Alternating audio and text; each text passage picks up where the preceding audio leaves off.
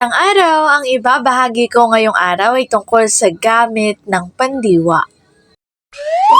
Magbasa, makinig, matuto at magsaya. Ako si Binibining Menya. Handa na ba kayo? Tara na, umpisa na nating isa-isahin at pirapirasuhin ang mga detalyeng nakapaloob dito. Maaari kong ibigay ang soft copy ng video na ito, mag-email ka lamang o kaya naman ay mag-message sa aking Facebook page.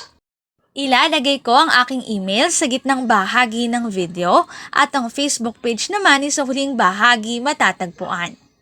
Maraming salamat sa panonood! Katulad ng binanggit ko kanina, ang ibabahagi ko ngayong araw ay tungkol sa gamit ng pandiwa. Kung pag-uusapan natin ang gamit ng pandiwa, mayroong tatlong gamit ang pandiwa. Ginagamit ang pandiwa sa pagpapahayag ng aksyon, karanasan, at pangyayari. Ang unang gamit ng pandiwa ay ang aksyon. May aksyon ang pandiwa kapag may aktor o tagaganap ng aksyon o kilos. Mabubuo ang mga pandiwang ito sa tulong ng mga panlaping mag, ma, mang, maki, mag, at an. Maaring tao o bagay ang aktor.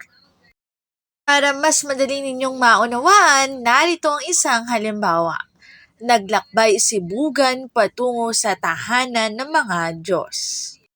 Ang pandiwa sa pangungusap ay naglakbay at ang aktor na gumanap ng kilos ay si Bugan.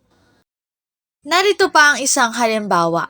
Tumalima si Psyche sa lahat ng gusto ni Venus. Ang pandiwa sa pangungusap ay tumalima at ang aktor na gumawa ng aksyon ay si Psyche. Narito naman ang ikalawang gamit ng pandiwa. Ito ay tinatawag na karanasan. Nagpapahayag ng karanasan ng pandiwa kapag may damdamin. Dahil dito, may nakararanas ng damdamin na ihuhudyat ng pandiwa. Maaring magpahayag ang pandiwa ng karanasan o damdamin o emosyon. Sa ganitong sitwasyon, may tagaranas ng damdamin o saloobin. Kung sa aksyon na gamit ng pandiwa ay may aktor, dito naman sa karanasan ay may tagaranas ng damdamin o saloobin. Ito ang isang halimbawa para mas madali niyong maunawaan. Tumawa si Bumabaker sa paliwanag ni Bugan. Ang pandiwa sa pangusap ay tumawa at ang nagsisilbi namang tagaranas ay si Bumabaker. Para sa isa pang halimbawa, nalungkot ang lahat ng mabalitaan ang nangyari. Ang pandiwa ay nalungkot at ang tagaranas sa pangusap ay ang lahat. Ang una ay aksyon, ang ikalawa ay karanasan, ang ikatlong gamit ng pandiwa ay pangyayari. Ang pandiwa ay resulta ng isang pangyayari.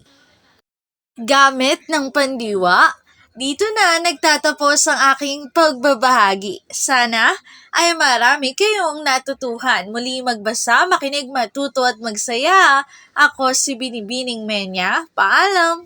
Paalala, ang wikang Filipino ay mapagpalaya, atin natin itong gamitin, mahalin at mas paunlarin.